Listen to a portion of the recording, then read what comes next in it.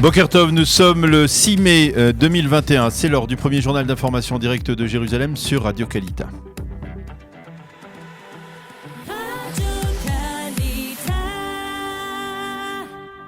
On commence ce premier journal d'information par une tragique nouvelle ce matin en Israël. On en parle avec vous, Daniel Haïk, bonjour.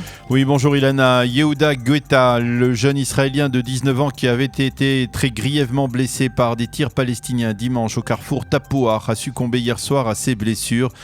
Yehuda habitait Jérusalem et il étudiait dans la grande yeshiva d'Itamar. Il laisse des parents et 6 frères et sœurs. Ses obsèques auront lieu ce matin à 11h à Jérusalem. L'état de santé de Benaya Peretz, très sérieusement blessé également dans le même attentat, est toujours préoccupant, mais ses jours ne sont plus en danger.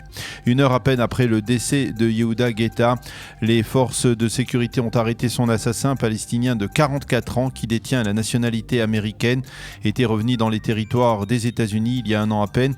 Il semble que le terroriste ne soit affilié à aucune organisation palestinienne. Et toujours au chapitre sécuritaire, on peut noter aussi cette nouvelle nuit de tension en Syrie.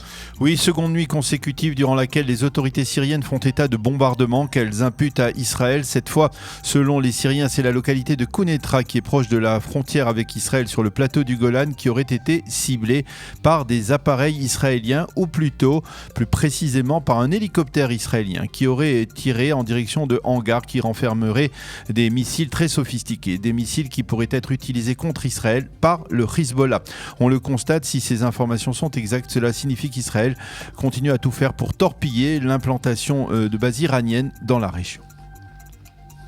Politique à présent, et Yair Lapid et Naftali Bennett qui vont se rencontrer ce matin pour tenter de former au plus vite un gouvernement alternatif. Oui, ce sera leur première rencontre depuis que le président de l'État, Reuven Rivlin, a confié hier en fin d'après-midi à Yair Lapid le soin de former une coalition.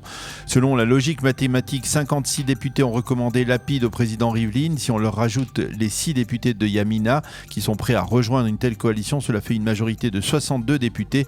Mais les observateurs admettent que la formation de ce gouvernement ne sera pas aisée et qu'il sera difficile de trouver le plus petit dénominateur commun non seulement pour former ce gouvernement, mais pour lui permettre de vivre pendant plus que quelques semaines. Exemple, il y a d'ores et déjà une polémique sur l'identité du futur président de la Knesset. Yair Lapid veut placer à ce poste son protégé, Meir Cohen, tandis que Bennett et Sahar exigent qu'il y ait une rotation à ce poste et que celui-ci soit également confié à Zeev Elkin. Et justement, la soirée politique d'hier en Israël a été particulièrement mouvementée avec des interventions de Naftali Bennett et du président Reuven Rivlin et de Benjamin Netanyahou. Oui, avant même que le président Rivlin ne confie le mandat à Yair Lapid, Naftali Bennett avait assuré avoir tout fait pour former un gouvernement de droite restreint. Mais selon lui, c'est Netanyahou qui a empêché la formation d'un tel gouvernement. Et donc Bennett affirme qu'il se dirige désormais vers ce qui était sa seconde option, celle d'un gouvernement d'union nationale, comme il l'appelle. Il a appelé le Likoud à le rejoindre dans un tel gouvernement. Quant à Benjamin Netanyahou, il a au contraire affirmé que Bennett n'avait jamais été sérieux dans ses efforts de former un gouvernement de droite et qu'il avait d'emblée pactisé avec le bloc de centre-gauche de Lapid. Ayelet Shaked, la numéro 2 de Yamina, a rejeté les accusations de Netanyahou et a déclaré que Bennett avait été très sincère pour former un gouvernement de droite. Nous avions promis de tout faire pour empêcher de 5e élections et c'est ce que nous allons faire maintenant, a déclaré Ayelet Shaked.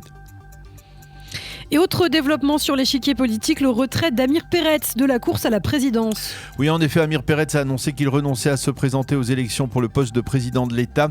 Amir Peretz, qui est toujours aujourd'hui ministre de l'économie dans le gouvernement sortant, a expliqué qu'à la fin de son actuel mandat, il se retirera de la vie politique après une carrière de 37 ans. Au summum de cette carrière, Amir Peretz, qui vit à Sderot, a été ministre de la Défense dans le gouvernement d'Ehud Olmert et président du Parti travailliste.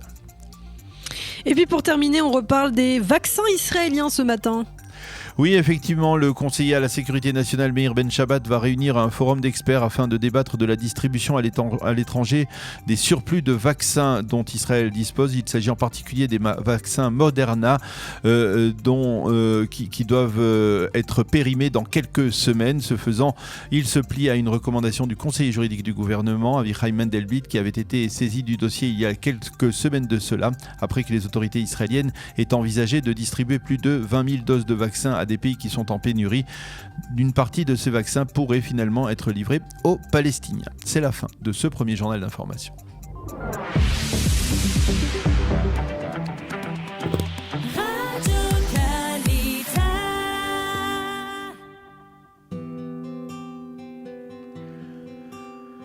Une page météo pour terminer ce premier journal. Le temps sera chaud et sec sur l'ensemble du territoire israélien et de plus en plus chaud jusqu'à Shabbat au moins. Les températures prévues aujourd'hui, 31 degrés à Jérusalem, 28 à Tel Aviv et 41 degrés à Eilat.